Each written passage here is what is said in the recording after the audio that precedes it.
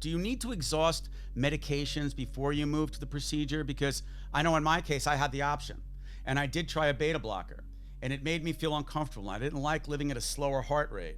So I opted to have the actual procedure. Is it better to first try medication, or is it okay to go right to the procedure? Yeah, no, so let's talk about treatment as you're talking about. So I think the first point I just want to make is, one of the worst things about atrial fibrillation is the increased risk for stroke. So I just want to emphasize that Okay. when one has atrial fibrillation, one needs to be assessed for what is the risk of stroke, and if the risk is high enough, to consider being on a blood thinner. So I just want to say that at the outset. When one has atrial fibrillation, oftentimes we start off with medications, and there are a range of medications. As you can imagine, there are the medications that are very well tolerated, extremely safe, but tend not to work as effectively as other medications, which are much stronger, much more effective, but also have other side effects that can sometimes be very important and sometimes, frankly, even be dangerous. So there's a whole sort of range of medications. Okay. And then there's non-medical approaches, or non-medication approaches, I should say, like catheter ablation, which we're increasingly using. It used to be that what we would do is try patients on medications, and we'd try one medication, and if it failed, or if the patient doesn't tolerate it, then we go to a stronger medication, perhaps. Okay. And then if those failed, then we'd go to catheter ablation.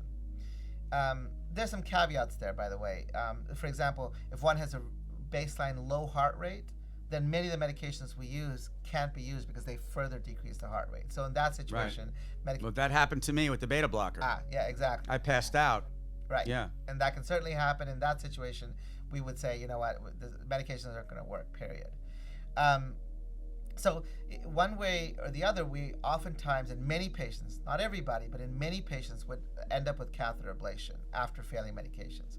But that's sort of changing now, and there are a number of reasons we can go into that. But we're now using catheter ablation earlier and earlier in the disease state, or the disease, let's say, progression.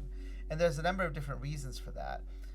But now, oftentimes, patients who come in with paroxysmal or intermittent atrial fibrillation will consider ablation even as a first-line approach.